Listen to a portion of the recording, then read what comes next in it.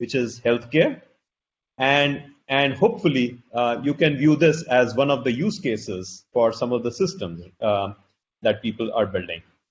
Hope you're still able to hear me. Should I continue? Yes, please. I was just on mute. Yeah, please go ahead. I can hear you loud and clear. Okay. So I'll talk about a stitch in time taken from A Stitch in Time Saves Nine, which is I would basically advocate as a grand challenge for distributed machine learning. Again, and this presentation includes work done both at Google as well as in my previous job when I was at Xerox Research. So it's not necessarily a Google presentation. So let me start with a very clear recognition that pretty much every country is unhappy with its healthcare system and is trying to transform it. You can start with the US, which sometimes prides itself on having the most advanced healthcare system, but it's also the most expensive. So already the data for 2018, and again, I mean, the current numbers are even higher. On an average, US was spending over $10,000 per annum on every person in the country. This is not how much you're spending when a person gets sick. This is how much you're spending on an average. And the US recognized that despite being extremely wealthy as a country, this kind of spending and the continuing increases are unsustainable. So then you look at other countries, let's say maybe towards the middle, countries like UK, which seem to have a much lower level of spending. And in fact, interestingly, UK actually has better outcomes. If you think in terms of, let's say, life expectancy and so on, compared to the US. So one might be tempted into thinking that, oh, it's only the US which is the outlier. You look at countries like UK and so on, and they really have it all sorted out. But then if you were to look at the underlying trends, the cost numbers, the spending on healthcare is rising in a kind of an unsustainable manner, even in countries like the UK. So the National Health Service in the UK is very worried about, again, very concerned about how to reduce costs. And again, when it comes to healthcare, nobody wants to reduce costs while cutting corners. We want to reduce costs while increasing quality. And that becomes a big challenge. Now, if you look at now countries like India, where I'm right now sitting, you see a much lower level of spend.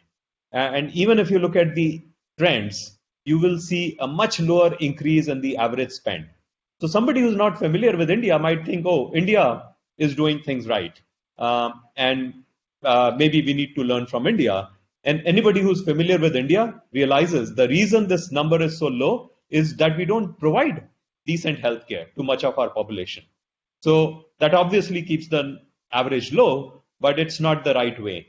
And if you look at those of us in India who are fortunate enough to have access to high quality healthcare, our cost trends look very much like the US. Because if I were to just anecdotally, for instance, look at my own spend, when I came to India, returned to India from the US in 2006, I was paying the equivalent of, maybe about like $2 to consult a specialist. And today that number has gone to close to $20. So it's gone up by 10x in the last 15 years. That's just kind of one example. So when I listened to the healthcare experts, what I recognized was that there are two things which are key to transforming healthcare. One aspect, which is more of a business model change, is that healthcare needs to become more consumer-centric instead of being very provider-centric as it is today. The other aspect, which is more technical, which is where techniques like AI, deep learning, and so on, right, can really have an impact, is to make things more proactive. And so I drew this chart more as a person with a compiler background. This was my interpretation of, again, the transformation that's needed in healthcare while listening to the experts. So when I listened to the experts, one thing which I recognized was that the healthcare system is built in different tiers. And the most expensive of those tiers is the ICU. In fact, there was a doctor who famously asked the question, where do you find the most expensive place to stay overnight? And the first thought that comes to your mind is some fancy hotel in an exotic location, Hawaii or someplace that you can't travel to anymore, but kind of a fancy hotel. It'll cost a lot to rent out that fancy hotel room. And then he pointed out, no, it's the ICU of a typical hospital, where in the US, you'll probably need to shell out more than 10,000 US dollars to spend that night in that ICU. And it's not a particularly fun place to spend that night. So the point the doctor was making was that you should really be treating patients well before they have to get to the ICU, ideally well before that. So you talk about then other tiers like the tertiary healthcare, then secondary, and even earlier is primary healthcare. So to me, this was very reminiscent of, for instance, levels of memory hierarchy that we see in our systems.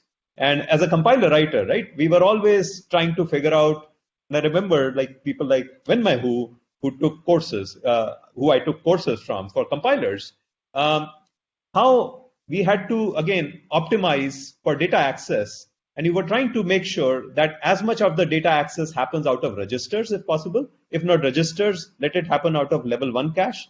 If not level 1 cache, then level 2 cache, and so on. So there's a similar thing that one needs to do with healthcare. You can think of the ICU as equivalent to a data access from a hard disk. And you can think of tertiary healthcare as maybe equivalent to main memory. And the analog of registers would be home and at work. So the basic point is that instead of having to treat people in ICUs, if you can take care of them at earlier tiers, at earlier layers, and ideally keep people healthy while they are living their normal lives when they are at home and at work, that would be a far better way to improve the quality of healthcare than waiting until people fall sick. Because what we have today are really sick care systems, and what we need to build are true healthcare systems. And the other aspect is, again, making things more consumer-centric. And again, a lot of experts have written much on this topic. And one very interesting book from Eric Topol, one of the thought leaders in this area, is about the transformation. It says, the patient will see you now. So instead of the doctor will see you now, he's saying we need to turn it around from just focusing on the doctor to focusing on the patient. So let me start with some examples. Let me make it real with some examples of how, for instance, deep learning has been applied to help make things more proactive, which I'm arguing is the key to improving the quality of healthcare while reducing costs. So we all say prevention is better than cure, right? And right now, even in this era of COVID, the name of the game is to try and avoid, prevent yourself from getting COVID, right? That's far better than whatever getting COVID and then treating yourself. So it is true for pretty much any healthcare condition that prevention is better than cure. So I'll start with one concrete example, which is diabetic retinopathy, which is a leading growing cause of blindness. And there are millions of people around the world, in fact, over 400 million people who are affected by diabetes. And most of these people are potentially at a risk for diabetic retinopathy. And what happens is, and again, regular screening is key to preventing blindness. And what happens is, if you look at countries like India, there's a severe shortage of eye doctors. I mean, it's true for any, in general, for doctors, and you take any specialty, there's a severe shortage of doctors with that specialty in India. So what happens in a country like India is that 45% of the patients suffer vision loss before they're ever diagnosed. So our team took on that challenge. Again, this was one of our researchers, Varun Gulshan, who started the whole effort together with other researchers at Google Research, not just in India. So they started to look at how experts do it. So they take these images, retinal fundus images with that fundus camera, and an expert looks at those images and tries to look for signs of hemorrhage to see if it's a case of a potential diabetic retinopathy case. And this expert rates this image on a 5-point scale.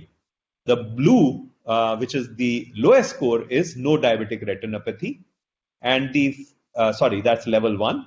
The highest level 5 is proliferative diabetic retinopathy, and then they have intermediate levels of mild, moderate, or severe case. So what our team did was essentially applied that deep neural network, the INSEPT-4 architecture, which was utilized. Again, it was developed at Google Research. And again, there have been similar efforts at now a lot of organizations, right, to do object recognition. And again, this object recognition and image classification was one of the early use cases, right, which represented the comeback of deep learning from whatever the whole discredited notion of artificial neural networks to this whole hot approach of deep learning that people started adopting in a major way. So what our team did was to basically adapt that deep neural network, which had been, again, the architecture, the INSEPT-4 architecture, which had been developed for image classification. So they adapted it for, again, doing this diabetic retinopathy. We needed a lot of label data. So our team again, we collected a whole bunch of data. So the amount of label data we had was, again, over 5 million images. And obviously there was, again, high performance hardware that was needed to do the training of this 26-layer deep neural network. And again, our team went through different stages. They got some initial results which weren't as impressive. They were nowhere close to human level accuracy. So then they went through a series of improvements. So that initially done binary grading of, is this a case of diabetic retinopathy or not? And then they started going to 5-point scale. Initially they were using a low resolution input. They started using higher resolution images, which again meant that we had to train larger networks.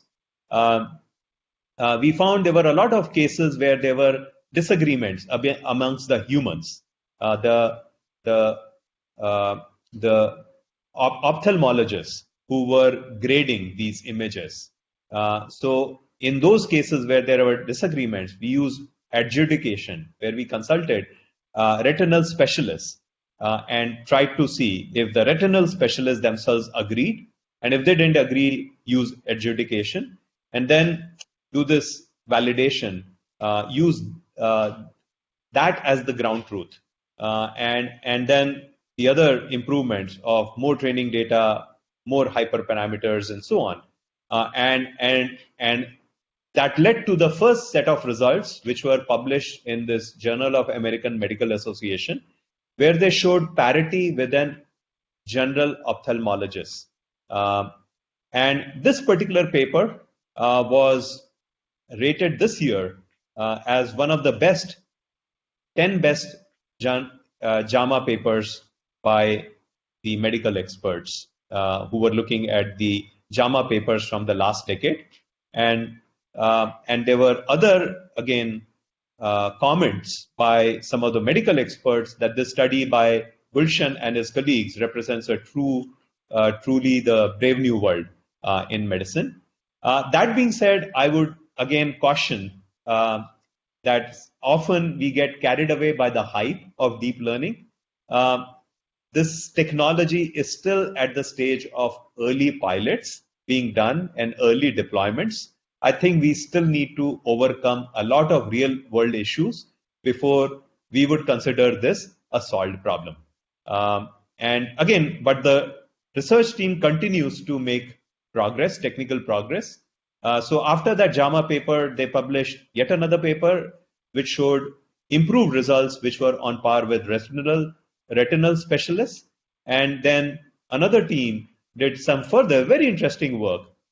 It turns out, I mean, one of the cardiologists we were talking to pointed out that eye is one of the few organs where you're actually, I think, the only organ where the actual arteries are visible. So he was saying by analyzing these images, you can get some interesting insights about cardiovascular disease itself. So there was this team that tried to see if you could now predict potential cardiovascular events. So these are known as, trying to remember the MACE term, major acute, I think, cardiovascular event. Can you predict the possibility of your risk for such major events like heart attack, stroke, and so on by analyzing this? And they got some very interesting results. Again, there has been work done previously at Xerox Research that our team did, and that led to a very interesting startup called Linamai, which has been looking at analyzing thermal images and then applying machine learning to thermal images to detect to do screening for breast cancer. There has been published work at Google Research in again applying deep learning to mammography images, where they showed very interesting improvements in the sensitivity and specificity in various settings. One setting, which in the UK context, was where the deep learning system becomes like a second opinion that gets. So UK has the system that for breast cancer screening, the images are sent not just to one doctor but to two doctors, and they try to see if both doctors agree on their diagnosis. So this team kind of did things like sending the image to a doctor and this deep learning system and see if that leads to better results than just sending it to two different doctors. And they showed interestingly better results and so on.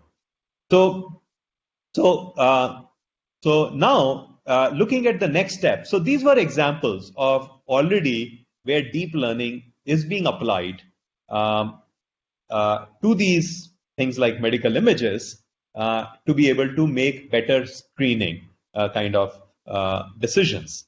So let me switch gears and turn to what I believe is really the future of healthcare, which I believe the real action in healthcare in the future is going to be outside hospitals, before you get to the hospital, when we are living our normal lives. And so I'm referring to that approach as kind of building a health companion for each individual, which provides proactive healthcare advice to each and every individual. And again, there are plenty of trends that we are seeing in this direction. The growing use of mobiles, wearables, as well as cameras for health purposes. Because through these sensors, you can actually monitor people when they are living their normal lives. You can collect a whole bunch of body vitals. You can get deeper insights about their activities.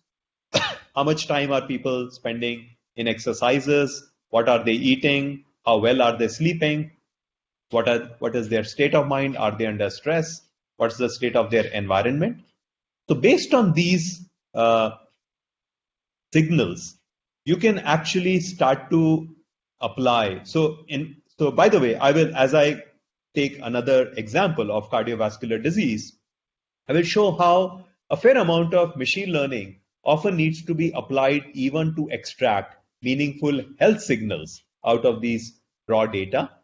But then once you get these health signals, then you again apply various machine learning models, and again, deep learning models are showing significant promise here to to build disease risk models through which you can identify the diseases that this person might be at a risk for, which can then lead to suggestions for, again, lifestyle modification or medical interventions that you may want to suggest, which again, there's now kind of a human challenge where a lot more HCI, human computer interface research is needed to figure out how to engage the humans, not just send some notification and kind of expect the human user to just conform to that notification.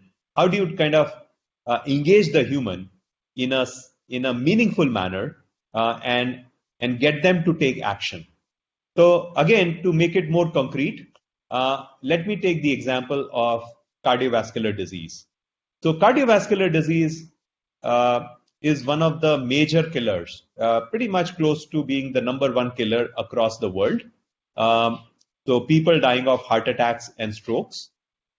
There have been significant strides made in developed world about, again, advising people of the risks, factors, and kind of helping them take action. But the situation is much worse in countries like India. So India is often referred to as the capital of the world when it comes to things like cardiovascular disease and when it comes to diseases like diabetes. So there are cardiologists who would tell us that we have a potential to add something like 10 to 15 years of healthy life to millions of people who are dying over kind of a given time frame, over a multi-year time frame, due to heart attacks and strokes. And what we are trying to build is essentially this health companion, which can advise you, which can monitor you, and then advise you of your risk factors, and not just tell you that you are at a high risk, but actually give you meaningful suggestions of lifestyle interventions, lifestyle modifications, and medical interventions through which you can delay, either prevent or at least delay the onset of cardiovascular disease. So let's look at first the monitoring aspect. And again, there are well-known kind of risk factors to cardiovascular disease, things like high blood pressure, things like high body mass index. BMI stands for body mass index. If you're obese, you're at a higher risk for cardiovascular disease. If you're not getting enough exercise, if you are smoking, if you are eating unhealthy, ideally you should be eating at least 5 servings of fruits and vegetables. And again, I mean, avoiding high fat, high cholesterol diet, getting enough sleep, keeping yourself free from mental stress. So these are all known factors through which you can, if you control these risk factors, you can significantly reduce your risk of these heart attacks and strokes. So now let's kind of just take a quick look at, let's say, what's involved when you're trying to do monitoring. So there are, I mean, again, hundreds of apps which try to do such things. And currently, what happens is many of these apps actually rely on the end user to tell you, okay, are you eating? What are you eating? Are you eating well? Are you sleeping well? And so on. And there's a need to actually move these things towards collecting these inputs as non-intrusively as possible and kind of as automatically as possible, instead of kind of getting the user to enter data. So I'll give a quick peek at some of the work we had done several years ago on using cameras to sense a whole bunch of body vitals of individuals, including things like heart rate, respiration rate, and we were also making an attempt to automatically measure the blood pressure in a contactless manner, which is still not working. I mean, actually, we kind of ended up not completing that effort. So when I initially looked at this whole sensing of body vitals just through cameras, it sounded like science fiction to me. But then I got a lesson in both physics and biology from my colleague L.K. Meshta, who told me that, look, light, actually even both ultrasound waves as well as, sorry, infrared rays as well as kind of the visible light, light in the visible spectrum, it does penetrate up to a certain depth beneath the skin. And again,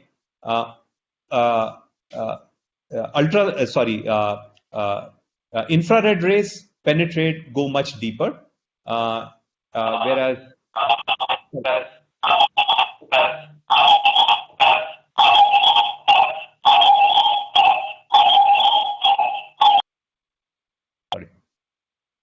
Go ahead. Yeah. Okay. So, so the basic idea is that using reflectance photometry, you can actually capture these as the, for instance, heartbeats.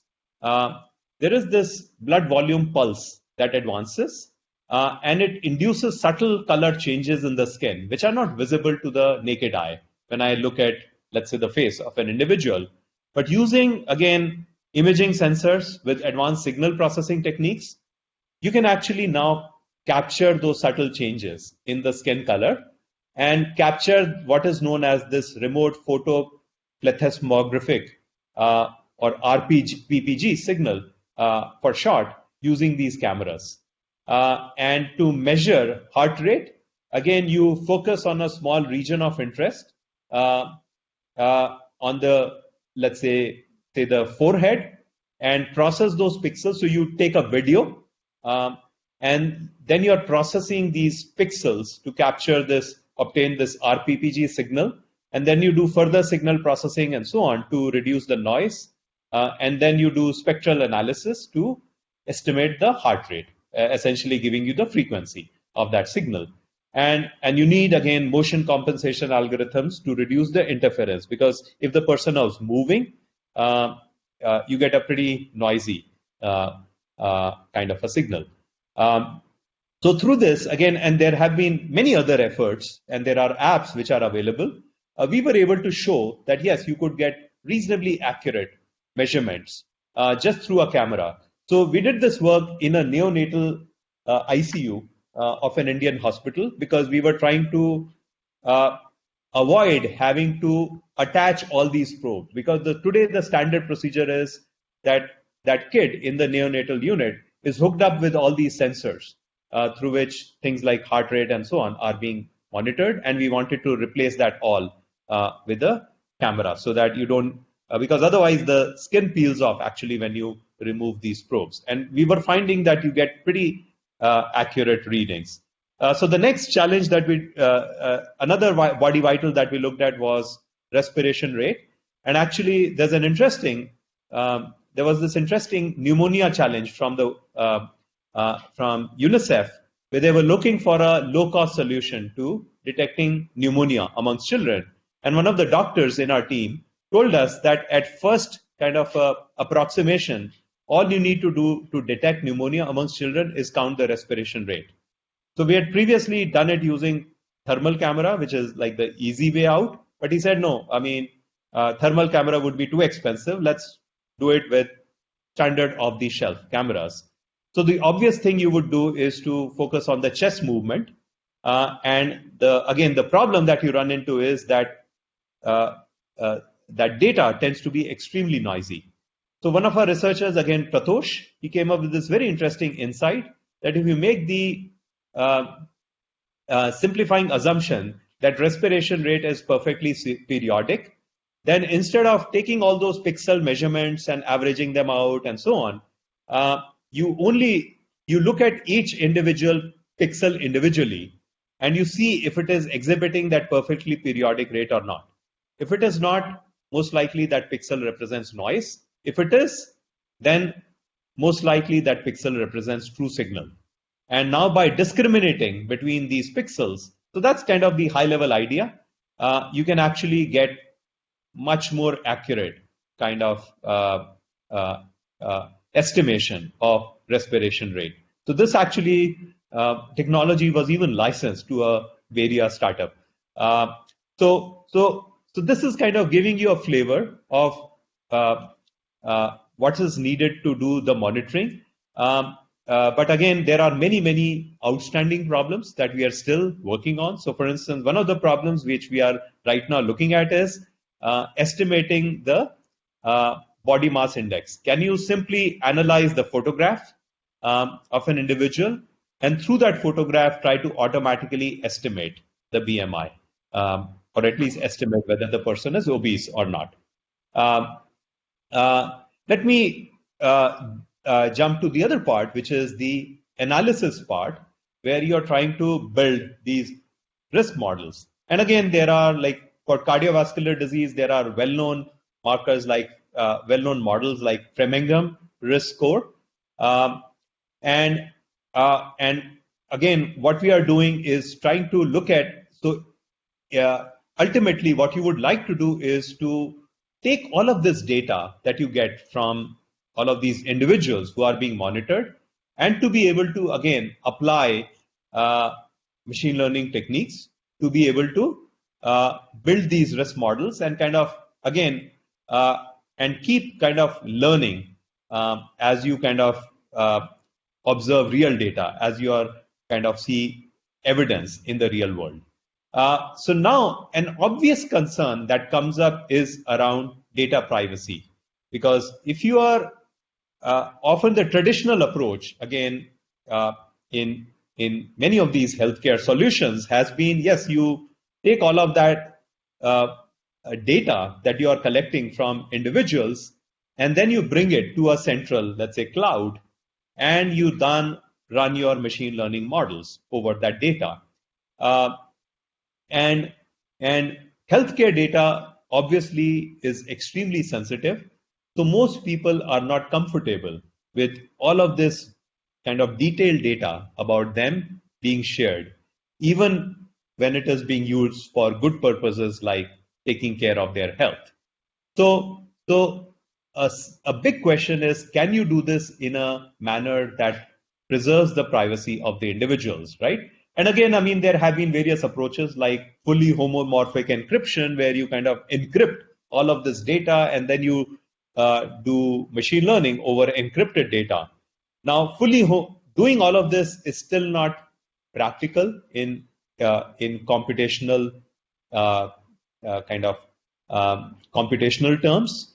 So another approach that we have looked at is an approach that's been pioneered at Google Research, has been federated learning, where again, I mean, what you're trying to do is you're trying to retain all of the raw data. So all of this data about me, my blood pressure readings, readings about any kind of abnormal rhythm in my heartbeat, or whether I'm smoking. I may not want the server to ever know that, yes, those are my readings. So can you prevent the raw data from ever leaving the device and kind of do as much processing as possible on the raw device, including training and evaluating these machine learning models on that data? But the obvious downside, if you only train your models with the data that you see on the device of an individual, is that you're limited in the kind of variation of that data that you're seeing and so on, right?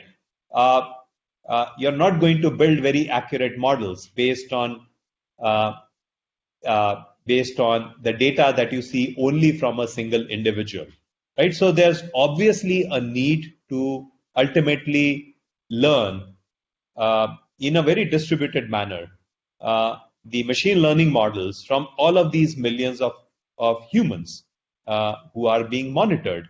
But you want to monitor these humans in a manner that their privacy is preserved, right? So we are also then combining those with well-known techniques of differential privacy, where you might do things like adding some random noise to the data so that the machine learned model is unable to remember the actual data of an individual. But needless to say, as you build these models with these techniques, it requires huge amount of computational power, both at the edge, at all of those devices, as well as at the cloud, where you are again processing that data and kind of you're doing that federated learning in a privacy preserving manner. So imagine doing this kind of at the level eventually, right, of billions of people who are being monitored kind of daily, and where occasionally, right, you're running these models and kind of and helping identify occasionally evaluate the risk level of these individuals with respect to various diseases, right? Because you may initially start with cardiovascular disease, but there are so many diseases that we are at a risk for at different stages in our life. So you can imagine the kind of computational power that is needed both at the edge as well as on the cloud when you're trying to do these things in a kind of a privacy preserving manner. So there are other challenges, of course, things like noisy data, where often there are missing values when you're collecting all this health data. So your models have to be able to handle that noise. A huge issue with any healthcare kind of prediction is this class imbalance problem, which I would say is a good thing for us as humans, because, for instance, if you're trying to predict, if the model is trying to predict amongst, let's say, a set of people, let's say, attending this workshop, are we at a risk of having a heart attack in the next 1 year? So the good thing for us as humans is that there's a severe class imbalance, right?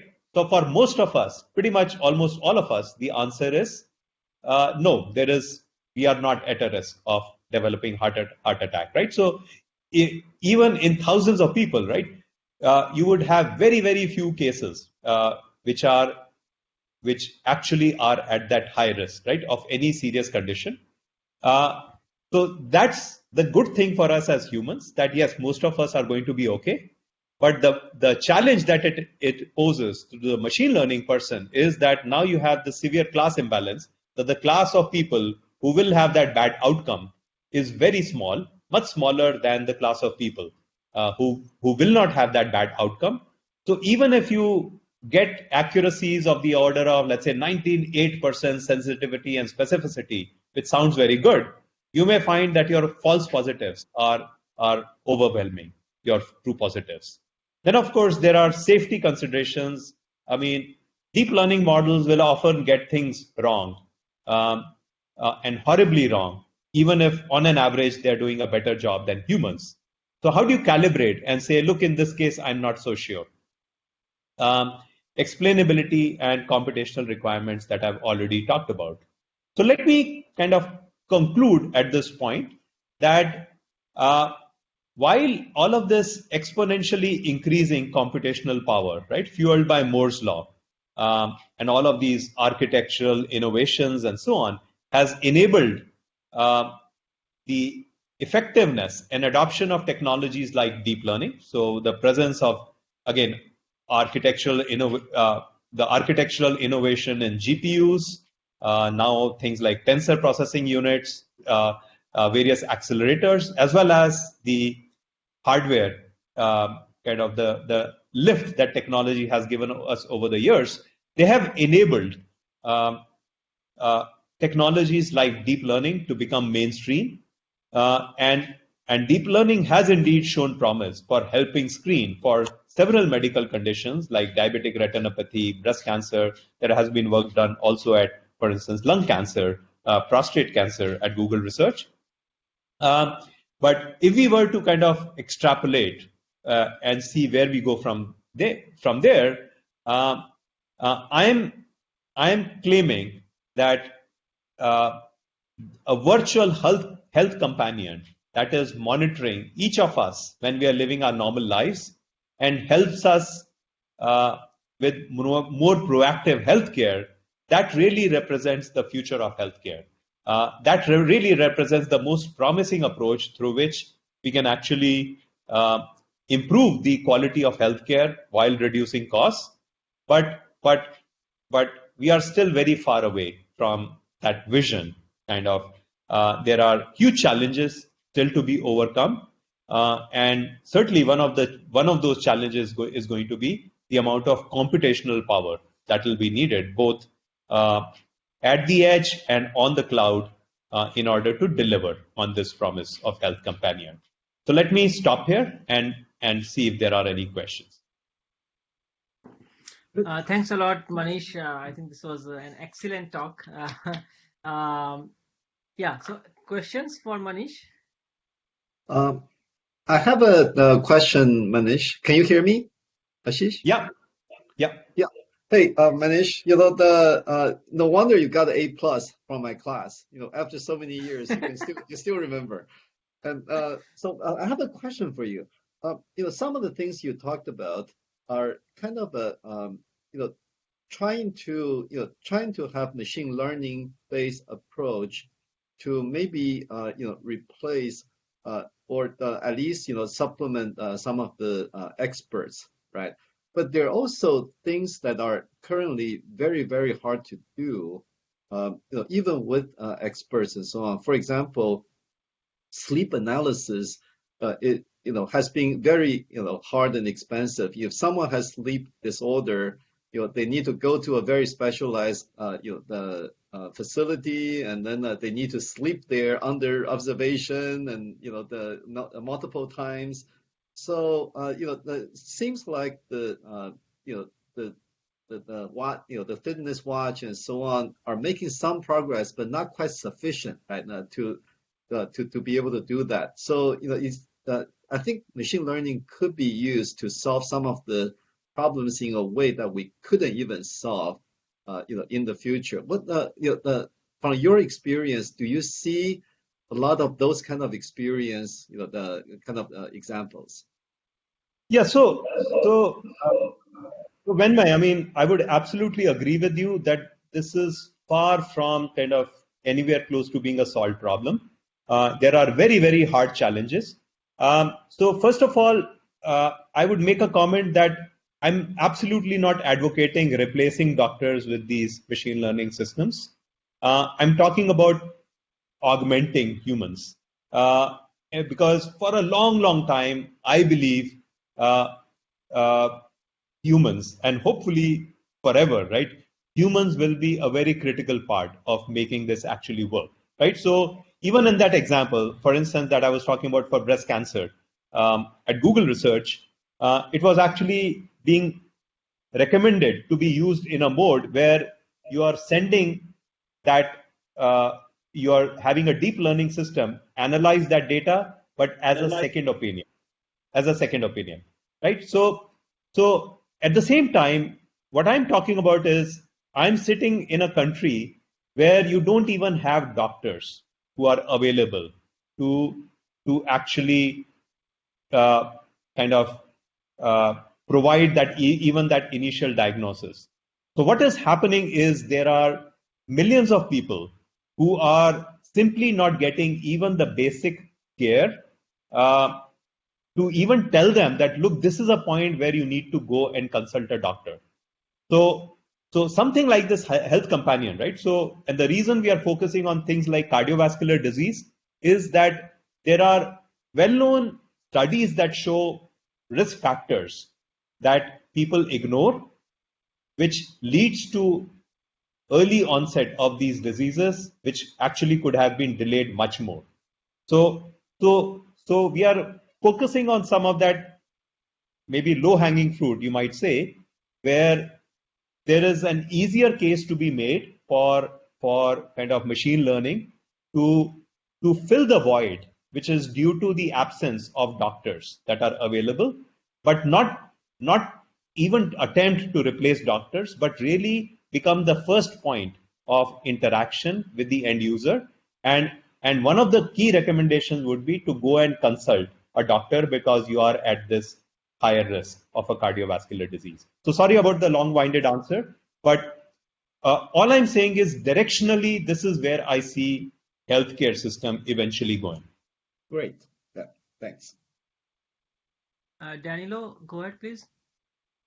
Okay, so thank you for the very interesting talk. I have a technical question related to the distributed training. So I was wondering if is there any synchronization between the edge devices and then the cloud, and which kind of algorithm for scheduling you are considering? Right. Yeah. So this is what is covered by again, there have been at this point, I think over 100 papers written on federated learning, which go into different nuances. Yes, absolutely. So what you avoid doing is you don't ship the raw data to the cloud, but you start building kind of so a local model, and you start shipping proxy data initially, right, to the centralized cloud through which that initial model is built, and you start with that as the initial model at the edge.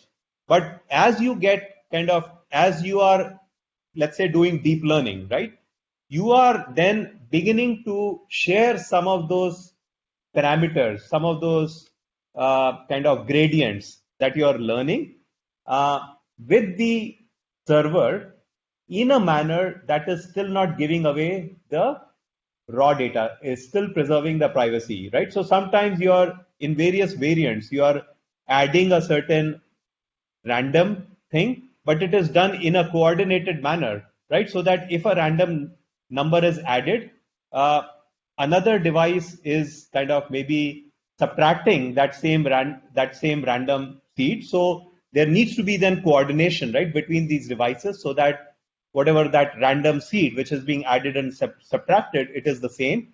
So yes, there are different variants of how people do federated learning, which does involve coordination and communication between devices, and also communication between these devices and the central cloud. But it is being done in a manner that you're still not kind of leaking the sensitive data, and you're unable to once you build those models on the cloud, you're unable to kind of remember in that machine learning model the raw data associated with a given individual. So I don't know if I made sense, but this is just at a high level how the federated learning framework works. Right, and I think okay, we can have follow-up. Yeah, I think we can also have follow-up discussion in the chat channel. So I'll take one more question from Murli, and then we'll go to the next talk. Murli, please go ahead. Yes, hi. So my questions are, so what are the challenges with the, especially with the task of data labeling in this context? And what would be the challenges when we focus on the middleware, like for example, the software frameworks? Right. So let me talk about the data modeling challenge, data labeling challenges. So one obvious challenge is that you require label data, right? So and lots of label data, right? So many of these deep learning models, I mean, when you're training that 26-layer network with all those hyperparameters and so on, you are essentially requiring millions of labeled images. So one obvious challenge is the requirement, right? That you need so much of label data. Another challenge is that often humans disagree on what those labels are, right? So how do you get the ground truth? Because, and again, I mean, sorry, I didn't have that slide. I took it out. But I had some slides which actually show for that diabetic retinopathy case, how for that same case, different ophthalmologists may give very different grades. Right, varying from no diabetic retinopathy to somebody saying, no, this is a case of a moderate or even a severe case of diabetic retinopathy. Then there are other challenges like fairness, right? So when we do human labeling. So this is not just in this context. If your data is not representative enough, you may have your machine learning models that only works for, let's say, Caucasian people, white Americans. It doesn't work on, let's say, Asians or Black Americans. So have you factored in the diversity of data? So there are a huge set of challenges associated with the data label itself. Okay, your other question was about middleware challenges. Yes. Yeah, so in middleware, again, I mean, there are various challenges in kind of how do you do more, how do you do, I mean, you can never prove the kind of, I mean, most of these techniques work in a probabilistic manner. So how do you reduce the probability of any kind of, let's say, private information getting leaked, right, to a very, very low number? And when you're trying to achieve that, right, often when you do that in a naive manner, that let's say you're whatever introducing some random noise and so on, it turns out that often these kind of naive techniques lead to very, very high overhead of things like communication and computation and so on. So for instance, I was just attending a talk a few weeks ago by one of the researchers with Google Research in New York, who was again showing like factors of over 100 improvement that they were able to do by doing some of this aggregation of data in a smarter manner. So again, there were ideas from coding theory and error detecting codes and so on. They had applied in how to even organize those devices, right? How to create, when you have, let's say, millions of devices, how do you organize them into groups? And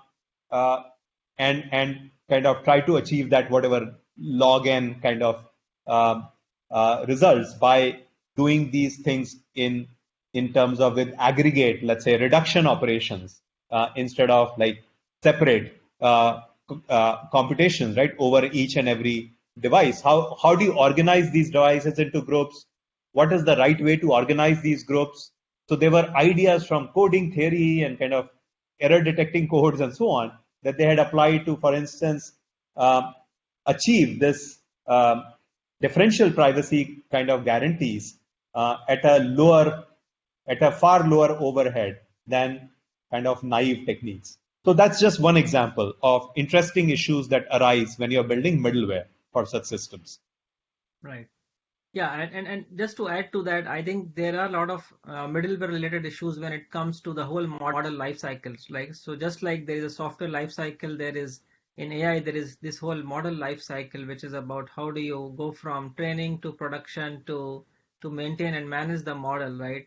When you go for deployment, and how do you make sure there is no drift in the model when the data characteristics change and so on. So I think there are lots of these interesting middleware aspects in right. So thanks a lot, Manish. I think this was a great talk, giving lots of use cases and motivation for in general for AI and deep learning models. So thanks a lot, and really appreciate your time, especially on a Friday evening.